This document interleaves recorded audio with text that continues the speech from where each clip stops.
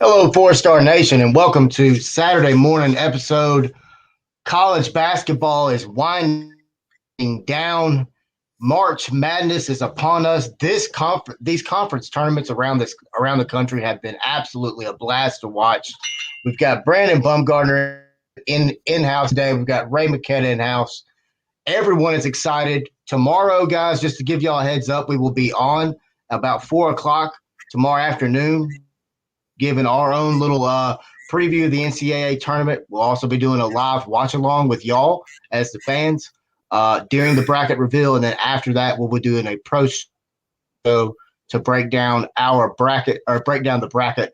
Also, just so everyone knows, that watch along costs 99 cents to anyone that purchases that. Thank you very much from us at the Four Star Sports Show. We're just trying to create a little bit of revenue for us to make this show the best that it can be for you, the fans.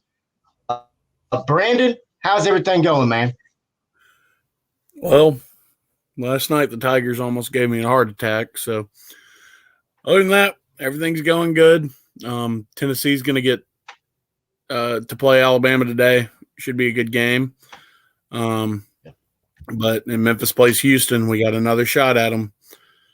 Have to win to make the tournament. You have to win to make the tournament, and I can't reiterate that enough. But yeah, I'm excited for the day. Got to get my energy back up. That game last night took a lot of energy out of me, so I'm excited. Today's going to be a great day. Yeah, I agree. I think it's going to be very exciting. Of course, you've got SEC cranking up right now. You've got the American Athletic. You got Big East. Speaking of Big East, Raymond, how you doing, buddy? Doing good. They say it's always sunny in Philadelphia, but not in Villanova right now. They lost to Georgetown in the quarterfinals on Thursday, which I am pretty sad about. But hey, they're in the conference championship game today, the Big East tournament championship game today at 6:30 p.m. Eastern, 5:30 Central on Fox. Number 8 Georgetown versus number 2 Creighton. Georgetown must win this game to make the tournament. Creighton does not have to do much at all because they have submitted their resume, but Georgetown needs to win today to make the tournament. Which beat Villanova. Speaking of Georgetown, and I'm sure, Brandon, you heard this story as well, the great Patrick Ewing, who you would think everybody at Madison Square Garden would know who that is. Evidently, there was one security guy that wasn't real sure, and he questioned him. How do you question Patrick Ewing, Ray? How do you do that? Well, how do you? I think it was uneducated on the security end's part, but Patrick Ewing is well known with the New York Knicks and the Georgetown Hoyas. It just puzzles me. It really does. What's funny to me is like, if a 7-foot guy is walking through the hallways of Madison Square Garden, I'm almost certain that he's in the right spot. I wouldn't be questioning 7-foot guys, especially Patrick Ewing. Yeah, he's gotten a little bit heavier since his playing days, but he's still recognizable. And he's the greatest Knick of all time. So, but with no argument behind it. But that's I laugh at that. I thought it was hilarious. Yeah, I couldn't believe it when I saw it. It's really funny to me. Ray, speaking of basketball tournaments, let's talk a little bit about the tournament that's out in your area, the neck of the woods. Let's talk a little bit about Big East.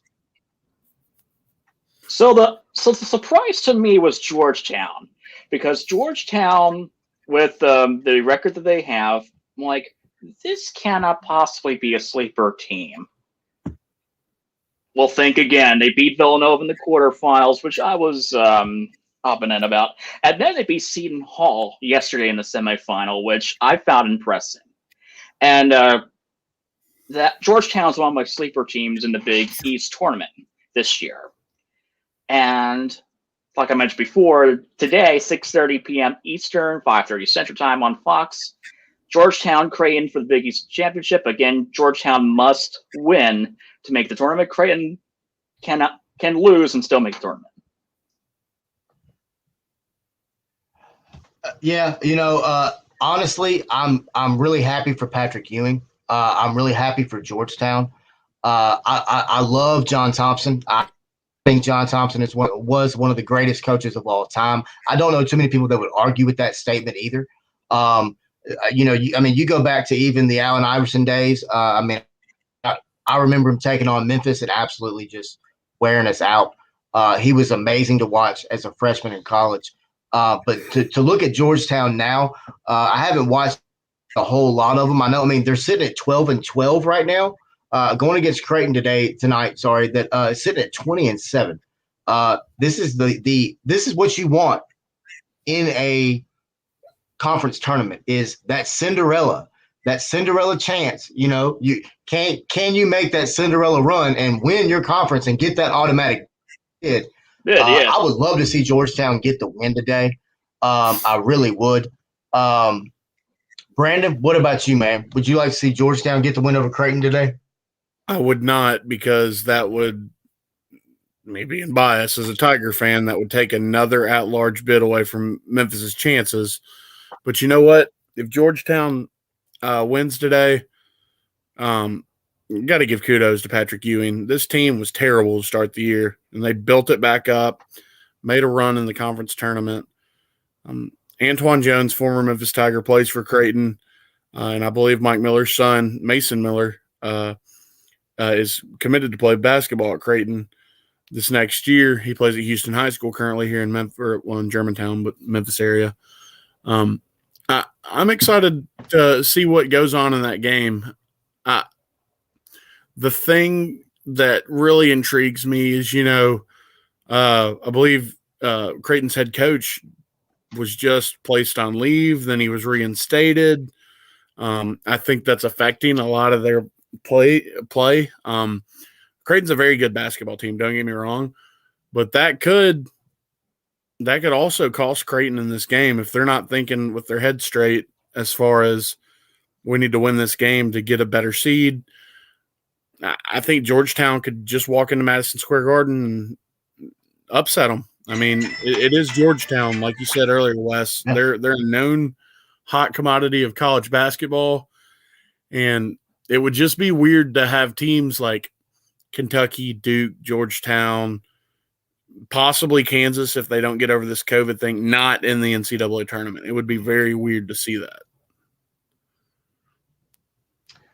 Yeah, I would have to say in my lifetime, this is the oddest NCAA tournament ever. Typically, at this point in time in the season, you've got North Carolina on one side of the bracket, you got Duke on the other side of the bracket, and they're meeting in Greensboro to play for the championship.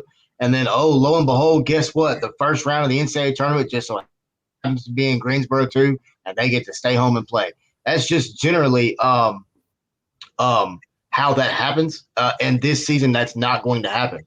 I feel bad. I'll be honest with you guys. I feel bad for Mike Krzyzewski. I like Mike Krzyzewski. I think he's one of the greatest coaches of all time. But it's hard. It's hard to do it every year. And I think that the likes of Mike Krzyzewski, Roy Williams, for that matter, North Carolina did not have their typical stellar year. Kentucky, obviously, is another one. John Calipari is majorly struggling up there right now. And it falls back on, are you recruiting too many one and dones?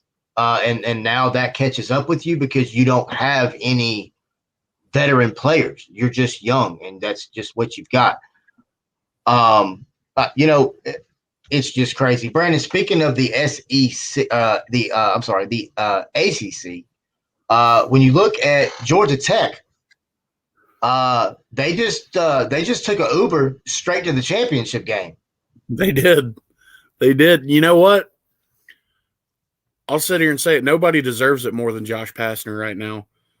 That man, being where he was at Memphis at the end of his tenure here to where he is right now at Georgia Tech, he deserves all the credit. He's gotten, we saw him for 8-9 seasons here at Memphis. He has grown as a coach. He has a good coaching staff around him at Georgia Tech. He turned a 0-star player into player of the year in the ACC. The guy, The guy's getting it done down there. And, I want them to beat Florida State. They're tied in a 3-game series right now. This is the third game of the season against Florida State. They won one. They lost one. I believe they lost one in December and one in January. Josh Pastner, that win or loss, they're making the NCAA tournament. That's a success for Georgia Tech. But to see the growth in him as a coach from where he was in his days at Memphis, just starting to where it ended, and he wasn't fired, but let's be real, he was kind of forced out, and then Memphis went the Tubby Smith route, which I don't talk about, but I'm happy for Coach Pastner. He's probably one of the most genuine people in like all of sports. He's a good man. He cares for other people. I know Memphis fans that still talk to him regularly. He loves this city. So I think me as a Memphis fan, Wes, I know you're a Memphis fan as well, I think we should be cheering for the man today and give him all credit. But Florida State's nothing to act like, oh, you're going to go in here and win. Georgia Tech did have an extra day of rest. I know they were preparing to play Virginia yesterday. Mm-hmm. Virginia had to pull out, which is unfortunate. But, I mean, it's COVID year. Anything can happen. And you got to remember, Virginia's your reigning national champions from 2019 after beating Texas Tech in the national championship game. So this is a tough conference. The ACC is always tough from top to bottom. It doesn't matter. And like you said earlier, Duke's had a down year, but Duke is still Duke. UNC is still UNC. Yeah. I'm excited to watch this game today. I think Josh Pastner deserves a win more than anybody else in college athletics, besides Penny Hardaway. But I'm very proud of him, very happy for him and the job that he's done at Georgia Tech. Oh, I completely agree, Brandon. When you look at Georgia Tech, they've won 7 straight ball games. A lot of teams, when you get hot at the right time, you can become dangerous. Yep. This Georgia Tech team, I believe, is dangerous. They're playing very, very well right now. Josh Pastner is coaching them up, maybe using flashcards, maybe not. I'm not sure. I know he still plays defense on the sideline. Oh, okay. Yeah, he's got the face shield. He's still, it's crazy, man. But I completely agree with you. Josh Pastner is a great basketball coach. I think he's a lot more undervalued as a teacher of the game than he's given credit for. Mm-hmm. Everybody talks about how great of a recruiter he is, and he can recruit. But the way he teaches the game, I think is, like I said, is definitely undervalued. He's just grown. As far as today's game's concerned, he most definitely has. When you look at Georgia Tech, man, I mean, I'm just sitting here looking at the stats. This is really, I mean, besides rebounds, Florida State's averaging roughly 6 more rebounds a game than Georgia Tech is currently. A couple more blocks a game. Georgia Tech gets more steals a game. I'm going to have to go with Georgia Tech in this one, Brandon. Straight up. I mean, not, spread, nothing like that. Straight up. Give me Georgia Tech to get the win today. And I would be very, very happy for Georgia Tech if they did that. What about you, Ray? Yeah, so Georgia Tech has a really good chance with the stats and all that. I think they can pull this out. Bum, you going to take Tech as well? Yeah, give me Georgia Tech. I really think that Pastner's got this team rolling. I do think that there's a lot on the line as far as Coach Pastner's coaching career. If he can win the ACC tournament, one, and make the NCAA tournament, I think that team can make some noise in the NCAA tournament. So give me Georgia Tech today. Okay, all right. Brandon, what about the conference that obviously you and I are really excited for today, the American Athletic Conference? I believe, this has been a great tournament so far in the American, I think. But when you look at the American Athletic Conference tournament, Brandon, today you've got You've got Cincinnati, who had a nice win yesterday, and over an SMU team, which that helps Memphis as well, because wasn't SMU on the bubble, They first were four on in, the last cusp four of the in, whatever it bubble. was? Excuse me. They were on the cusp, but now they're out. I mean, SMU hadn't Right. played a game in basically 2 months. I was expecting them to lose that game. Wichita State only beat South Florida by 1 point yesterday.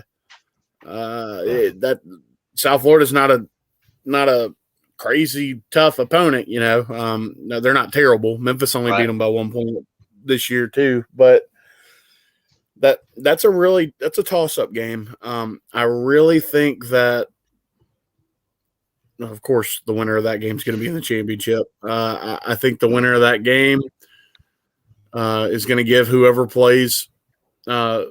they play in the championship a run for their money.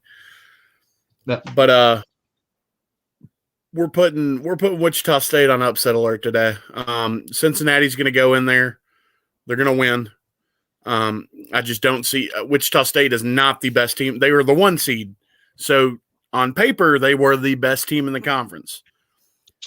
Right. Teams like Houston and Memphis have more conference wins than Wichita State played conference games. That's why Wichita State ended up as the 1 seed. Make no bones about it. Like, Wichita State's a decent team. They're not a tournament team if they don't win this conference tournament.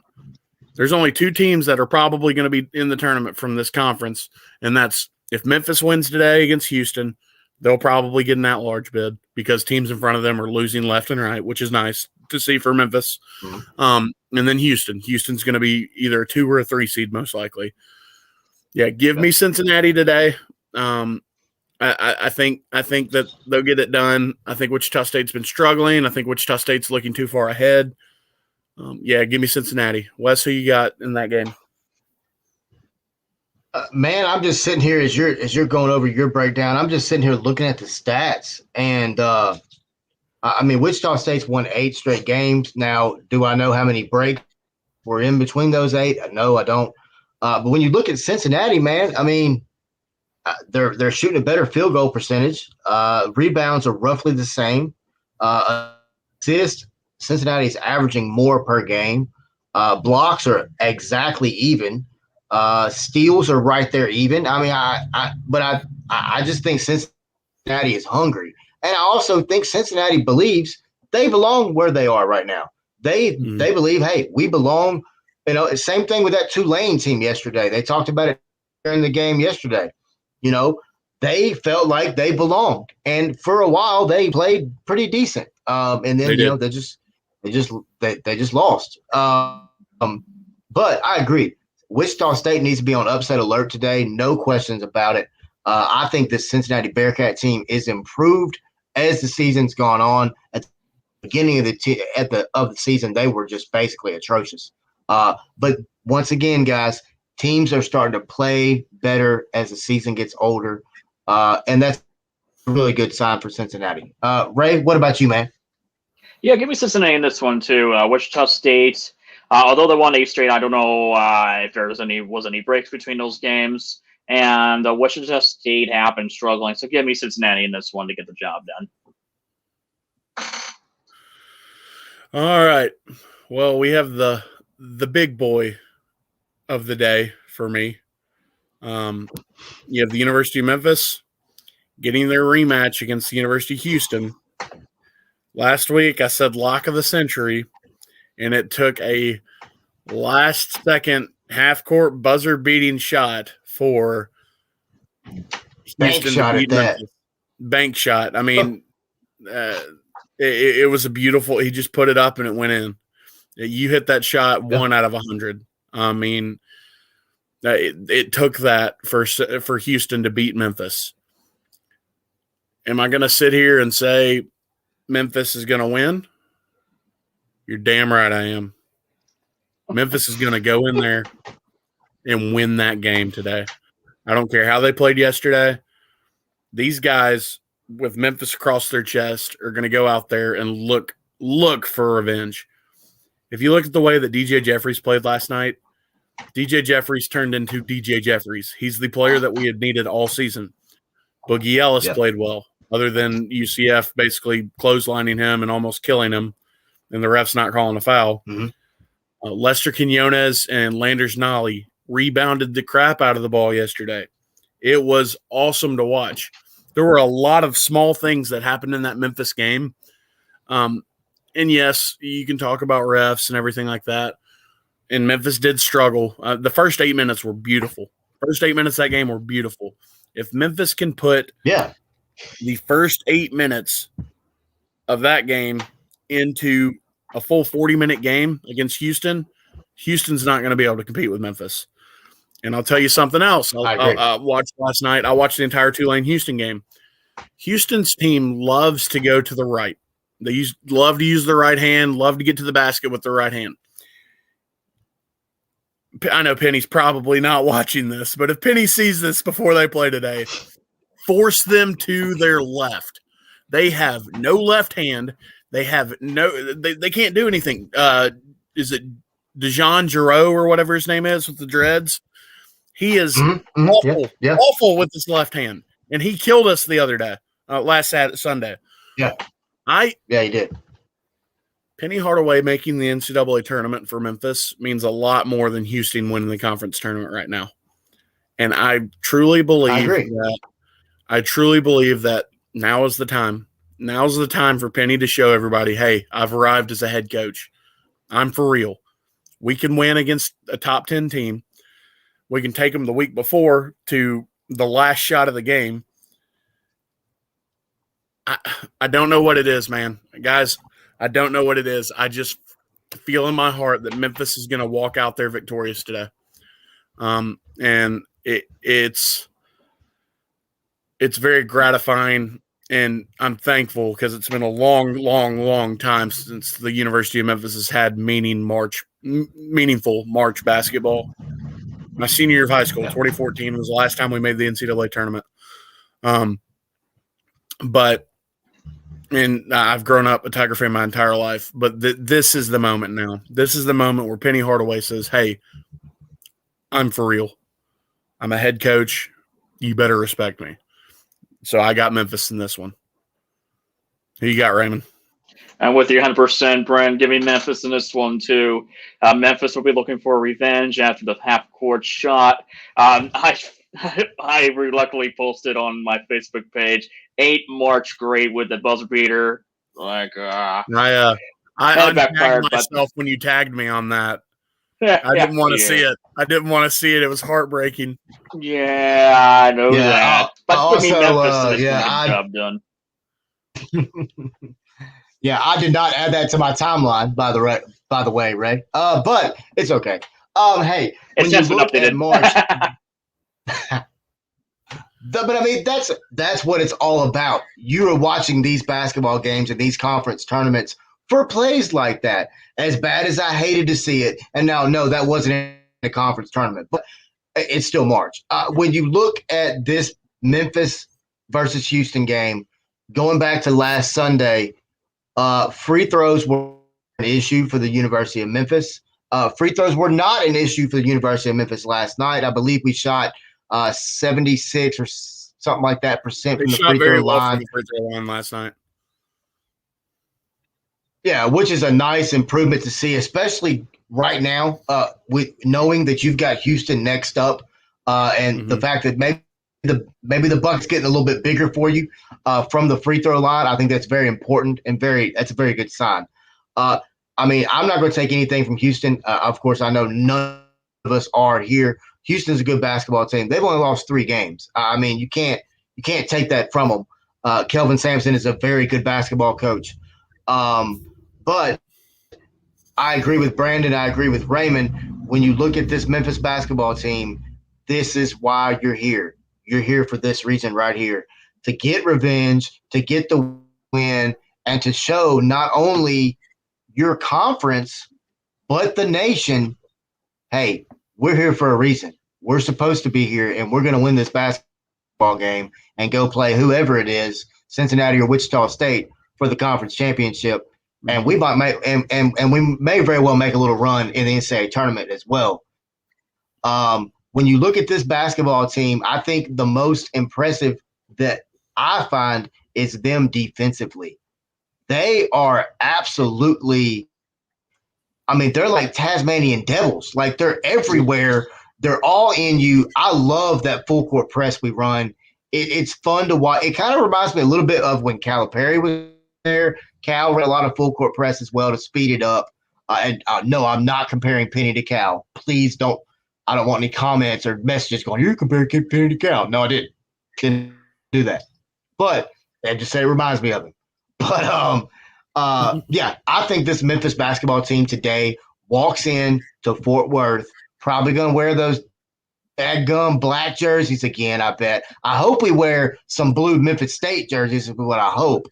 But I want this win. Penny wants this win. The team knows how important this game is. They're going to get the win today. I think Memphis beats Houston by close to 12 points today. And I know that sounds crazy. I think Memphis makes a statement today. I think Penny has had this game circled. He's known it's coming. The team's known it's coming. Memphis wins that game by 12 points today.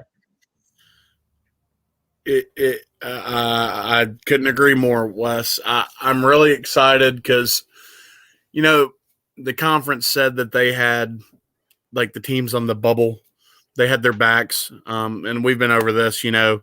Mike Carrasco ran around the question. He didn't give Memphis 2 games against Houston to have an opportunity to make the NCAA tournament as an at-large, at least with a quad 1 opportunity. He didn't make up that Wichita State game. That would have been another quad 1 opportunity. I think Penny and company are pissed off. I think they're going to look at the film from last week, see what they did wrong, correct it. Last night, look, throw last night out. Throw last night out. It's a conference tournament. I believe UCF was on like a 5 or 6 game winning streak going into that game. Just throw it out. They were. And I believe Johnny Dawkins is their head coach. Johnny Dawkins is I like Johnny Dawkins. Great basketball coach. But throw last night out of there. Penny Hardaway has everything. He's had everything stacked against him since he got this job. This is the time, like I said a minute ago, this is the time that Penny goes, all right, I'm here. What are you going to do about it? This team on defense, like you said, Wes, they're unbelievable. They're everywhere. It's like a Tasmanian devil. You don't know what you're going to you know they're going to force turnovers. You just don't know how many they're going to get. And you don't know where they're coming from. That's ridiculous. What gets me. It's like a jigsaw puzzle. It's crazy. Yes. But yeah, we all got Memphis in this one. We all got Memphis in this one. Yeah. We all took Cincinnati in that one. Hopefully we see a Cincinnati-Memphis matchup in the championship tomorrow. And just being a Memphis fan, that potential matchup in the conference championship just melts my heart because I've always loved that Memphis-Cincinnati game. I think the meaning is not as much now as it was back when Huggy Bear was there, but it's still fun to beat the Bearcats, whatever that animal is. When you look at hot teams right now in the nation, can either one of you name a more hot team than the number 12 Oklahoma State Sooners? There's no doubt. Cowboys. Called them the Sooners. Find one. It's the Cowboys, brother. Go Pokes. Oh, my bad. Sorry, my bad. Yeah. They've won 3 straight. The Cowboys, my bad. Sorry, Cowboy fans and Sooner fans for that matter. When you look at this game today, you got Oklahoma State, you got Texas Oklahoma State, the Cowboys from Oklahoma State. Texas is a 2.5-point favorite. I really don't understand why. Just looking at the stats, guys, more points, better field goal percentage, rebounds is right there, tit for tat, assists, tit for tat, blocks, tit for tat, steals, tit for tat. It's going to come down to one man and that man's name is Cade Cunningham. Right now, he is shooting 45% from the field, averaging about 19, 20 points a game. Free throw line, don't put that boy on the free throw line. He's going to wet it every time. 85% from the free throw line. Brandon, man, Cade Cunningham's averaging three assists a game, 3 turnovers. He's playing 35 minutes a game. How do you stop Cade Cunningham if you're Texas? You can't. The only thing you can hope to do, you just hope to contain him. The only thing you can hope to do as a Texas fan or player or coach is you let him do his thing and you slow everybody else down around him. Even then, it might be too much because that kid, he's a special talent. He's going to be the number 1 overall pick in the NBA draft, like bar none. There's no argument around it or behind it. He's going to be the number 1 pick. The kid's special. And Oklahoma State is now playing for something because originally they were not going to be in the NCAA tournament. They had a ban. Well, right. The NCAA never ruled on their appeal. So now Oklahoma State's basically won their appeal. Now for next year, he'll probably get hit. But I want Oklahoma State to win this game. I think Shaka Smart is a decent coach. I think he's a very overrated coach, though. Texas didn't play yesterday because Kansas would have beat Texas anyways. But Kansas got hit with COVID. Texas didn't have to play anybody yesterday. They get an extra day of rest. But I got OSU in this one, and I got them big. They're hot right now, and to beat a Baylor team the way you ended up beating them, Gonzaga's undefeated, and I get that. They're great. Yeah. They're not the best team in the country. Baylor was the best team in the country at that point. And Oklahoma State just went out there and they were like, all right, cool. Y'all can be up a little bit. We'll fight back. And then they pulled away and won by 9 last night? I'm happy. I have a friend who goes to Oklahoma State and I have some friends who are Oklahoma State alumni. Give me OSU in this one big.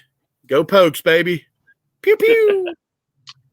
Yeah, give me the Cowboys, not the Sooners. Give me the Cowboys big. I think Cade Cunningham scores probably close to 40 on Texas. He can. I don't think you can. I don't think you can stop him. Well, you don't stop him. You just hope to contain him, and you can't contain him either. I don't think there's anybody on the Texas team that's remotely close to being as good as that it is. I think I agree with you, Brandon. I think Oklahoma State wins this game big time today. What about you, Ray? Big time too. OSU. Ray's picking everything we picked today, Bum. Up next, right, guys, we've got the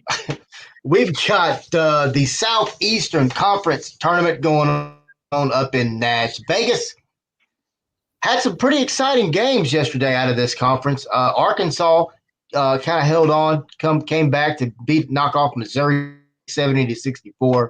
Alabama absolutely waxed the floor with Mississippi State in the biggest win in conference tournament history.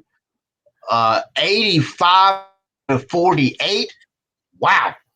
UT beat Florida 78-66 yesterday, and LSU squeaked by Ole Miss 76-73. So today it sets up the Final Four of the SEC tournament. It's very odd not seeing Kentucky in this at all. But you've got LSU taking on Arkansas, and you've got Tennessee taking on Alabama. Let's go with the Tennessee-Alabama game first. I think Alabama is going to absolutely annihilate Tennessee, and that is not just because I don't like Tennessee. That is because I think Nate Oates in Alabama is that good. I think Alabama will be in the conference championship for the SEC. No questions asked. Give me Alabama big in this game today. I'm predicting maybe close to 20 points. What about you, Bum? Alabama's fighting for a 1 seed right now. Tennessee's not fighting for anything. They're going to be an at-large team. Give me Alabama by 20 plus today. Alabama's fighting hard for that 1 seed. I mean, they're number 6 in the country right now. Baylor just lost, so Baylor might drop down to a 2 seed. Alabama's right there on the cusp of the 4th number 1 seed or the first number 2 seed. Give me Bama big today. I just don't see a way where Tennessee gets them. It might be a close first half. I think Nate Oates will adjust, and I think Alabama's just going to take off with it. Yeah, Alabama is looking. Yeah, Alabama is looking for a number 1 seed, and this game against Tennessee is going to be big as well as Sunday. If tomorrow they make it, so give me Alabama in this one by about, I say 15 to 20 in this one too. Yeah. Speaking of a team that's fighting to move up in that bracket ranking, I think Arkansas is potentially playing for a number 2 seed in this NCAA tournament. Arkansas comes in right now number 8. They've had some teams above them lose. I mean, it would probably take a little bit of help. But you got Arkansas taking on LSU. If you go back and look at the 2 matchups from these 2 teams this season, LSU shut the doors off Arkansas the first game, absolutely made them look really bad. Then the second game, Arkansas came back and played a completely different game. Today's game at 2:30 on ESPN is going to be a really good game. But give me Arkansas to get the win. I think that Arkansas, in my opinion, the Arkansas-Alabama championship game is just going to be a heater tomorrow. That's going to be a hell of a basketball game. Raymond, what about you, man? LSU or Arkansas? Well, I'm feeling an Alabama-Arkansas game as well tomorrow, too. So give me Arkansas on this one. Get the job done against LSU. Go ahead, Bum. I can't pick against Eric Musselman. That dude is one hell of a basketball coach, and I think he gets the job done against Will Wade today. That sets up a great matchup against Alabama tomorrow. That's going to be fun to watch, and I'll be tuned into that one. Yeah, most definitely. Brandon, earlier in the week, you and I were chit-chatting, and you said that you had some things you need to get off your chest this week on the show. So go ahead, sir. Now's the time for Bumgardner's rant. Yeah, so it's not a massive rant, but I'm just sick and tired of basketball officiating.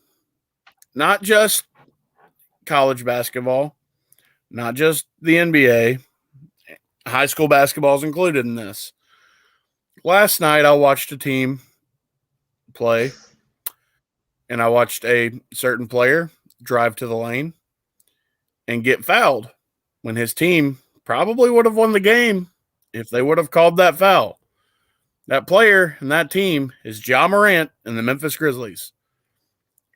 If the NBA expects Ja Morant to be a future superstar of this league and one of the guys to carry the torch for when guys like LeBron and Kevin Durant retire, Chris Paul, guys like that, the NBA's got to call those fouls in favor of Ja Morant.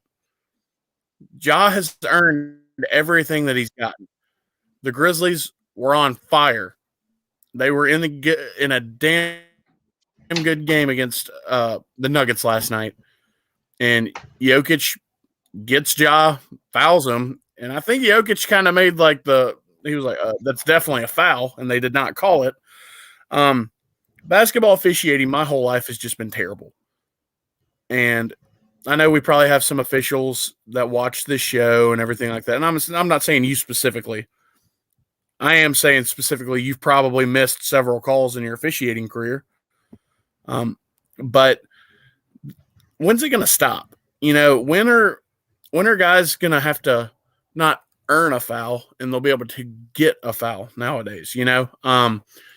Like LeBron gets touched by the air and they'll call a foul for him, but Ja Morant could get suplexed onto the floor and they're not going to say anything. It's just not fair. I know Memphis is a small market team. I know John Morant plays for that small market team, but he is the future of the NBA, and there's no way around it. And then my other rant goes into last night with the Memphis game. It's a continuous trend for the AAC in football, basketball, every sport, and it's Memphis versus everybody, like Penny says. But it really makes me angry when a guy like Boogie Ellis drives into the lane, gets a dunk, and gets clotheslined, and basically lands on his head. Could have died. They the kid last night, and the ref looks at him and is like, I didn't see anything. Everybody in that building saw something, including the UCF bench, and you didn't see anything? Come on, dude. Yeah. It's hard to win games out there when it's 8-on-5, you know. You got 5 on the other team and the 3 referees playing against one team. It's hard to win basketball games. And the refs should never dictate the pace of a basketball game or a football game for that matter. Yeah. But they continuously do it, and it just pisses me off to no end. I understand. Hey, my dad you got anything to get off your chest? My dad just walked in my room, and he said, it pisses me off too. Yeah, definitely. Thank you, Mr. Mike, for watching the show. We appreciate all your support. Go ahead, Ray. Well, I'm feeling the same thing too. You know, with all the advances and the officiating, it's just nice to remind ourselves of what constitutes as a foul and what doesn't. Between flagrant 1 and flagrant 2, for instance. And we all need those reminders once in a while to make the game as fair and balanced as it can be. Completely agree. You know, something else, Ray, that really is kind of set me back a little bit is are these teams that are pulling out due to COVID in these conference tournaments, like we alluded to earlier. I mean, you know, there's been a few teams that just taking Uber rides straight to their conference championships because, you know, people test positive and you got to follow the proper protocol. I think my dad wants to rant. I told him to rant in the comments. There you go. Yeah, so we did have 3 teams so far. Reminder, we learned a lot more. We know a lot more about COVID-19 now than we did last year. So last year, I was sad that we didn't have the rest of the conference tournaments and the NCAA tournament. All sports went down and all that. But now, since everything's been up and running again, only 3 teams have been affected so far: Duke, Virginia, and Kansas so far. And I think how we contain those cases is more well-rounded than it was a year ago. So I don't think it's going to be a major impact in terms of, like, for example, it may affect Duke in particular, but Kansas and Virginia, they have the resume to make to the NCAA tournament without a conference championship. Right. In my opinion. But with all the vaccines that have been out, we still have to take COVID seriously, and I'm glad that the protocols are in place for that.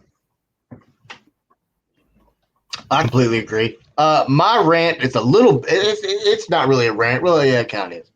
All right, so there's a guy by the name of Rush Probst. I'm sure everyone's familiar with that name. It was a popular show back in the day called Two-A-Days that came on MTV. He was the coach at the time. Jeremy Pruitt was also the defensive coordinator for that high school team down in Hoover, Alabama. Okay, Rush Probst got into some a little bit of trouble at that school, left, went somewhere else, got in a little bit of trouble there. Now he's somewhere else. Well, long story short, video has came out, where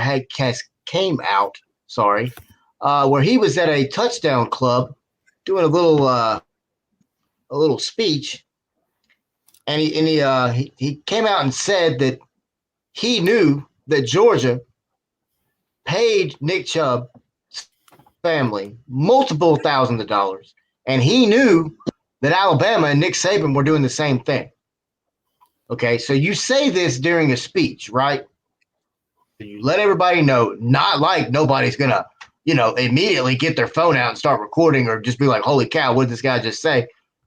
Now, a few weeks later, he's coming and say, oh, that video was a lie. I was just lying. My question is this, Brandon.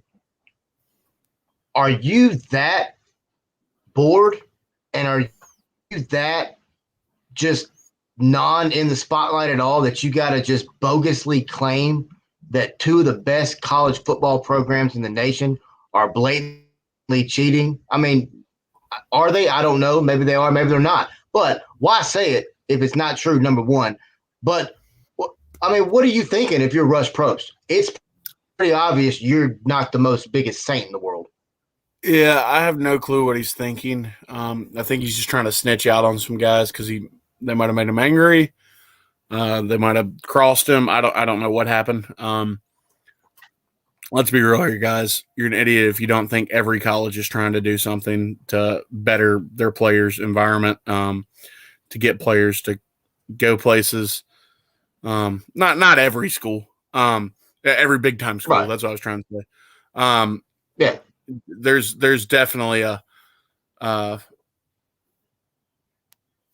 I mean, and I can't sit here and say that there are absolute things. We have seen absolute things happen, such as Albert Means at Alabama back in the early 2000s, or stuff going on at LSU, places like that.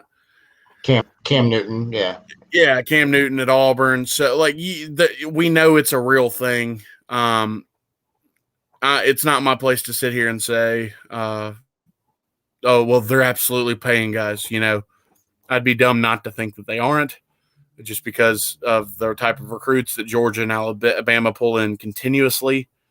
But, yeah, I mean, somebody had to have ticked him off for him to go out there and say something like this.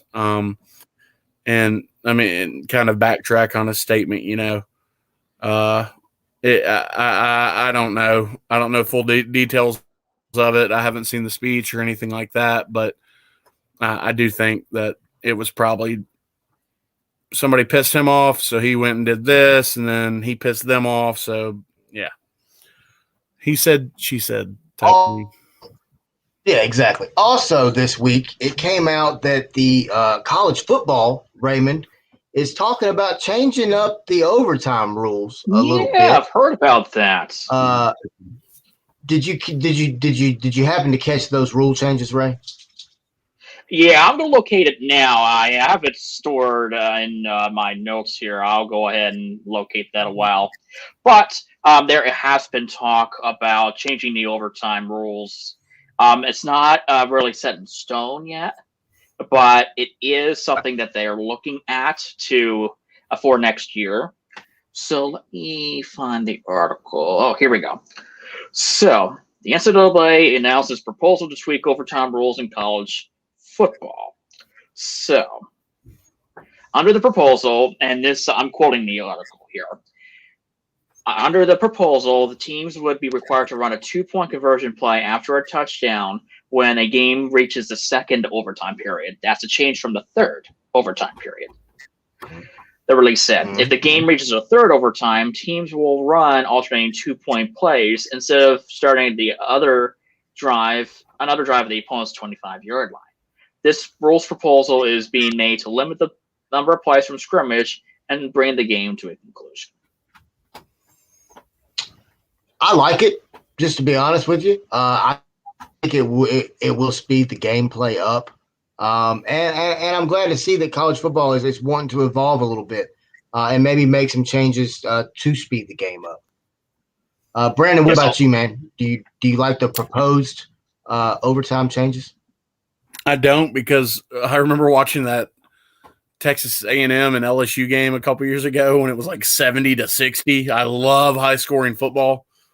Now if a team is tied 14-14, you're going to get 1 touchdown and then or 2 touchdowns and just 2-point conversions after that. Whatever happened to the kicker, in college football? I know you can still kick a field goal in overtime, but I mean, the kicker position, kickers and punters are people too. They have to make a living, and it just kind of ruins football for me. Just because, I've grown so accustomed to watching one way of football and how overtime is. I think the NFL should adapt the college overtime type deal and start it from maybe the 35-yard line instead of the 25-yard line. Just because the one possession deal in the NFL is just dumb to me. Even though I'm a Broncos fan and we've benefited from it a couple times, I do think it's just a dumb rule. I think both teams should have possession of the ball or a chance to score at least. But yeah, college football, the NCAA, they're just going to do whatever they can to try to ruin the sport. So, yeah, I'm not a fan of the overtime rule at all. Yeah. I mean, when you go back and look at some classic overtime football games, of course, you've got Arkansas Ole Miss from back in the Eli Manning days. That was a 7 overtime game. Arkansas played another 7 overtime game against Kentucky as well, back when Matt Jones was there, I believe. Well, yeah, I mean, I kind of like it, like I said, just because it kind of speeds the game up a little bit. But I do clearly understand where you're coming from, Brandon, as far as the excitement of the original overtime rules. Once again, thank you for everyone watching Facebook, YouTube, Twitch. We've had viewers on all 3 today. Also, I want to make one note here real quick regarding the overtime. All rules changes must be approved by NCAA Playing Rules Oversight Panel, which is scheduled to discuss football rules recommendations on April 22nd. Nice. Once again, thank you for everyone watching YouTube, Facebook, Twitch, Twitter. What else we got, guys? Instagram. Man, we got it. We got everything at here at the 4-Star Sports Show. Once again, tomorrow we will be on around 4 p.m. Our bracket show will be paid to enter. It's 99 cents. Doesn't take much to get on our show. 99 cents will get you on. We've set a goal of roughly $40 to $50, just to be able to improve our gear, improve our setup as well, to make this show the best it can be for you guys, the fans. Brandon Bumgardner, thank you for being on again, brother. Raymond McKetta, appreciate you from the East Coast, man. For everyone at the 4-Star Sports Show, I am Wes Pruitt. Thank you guys for watching. Be back tomorrow afternoon for March Madness. And spring forward.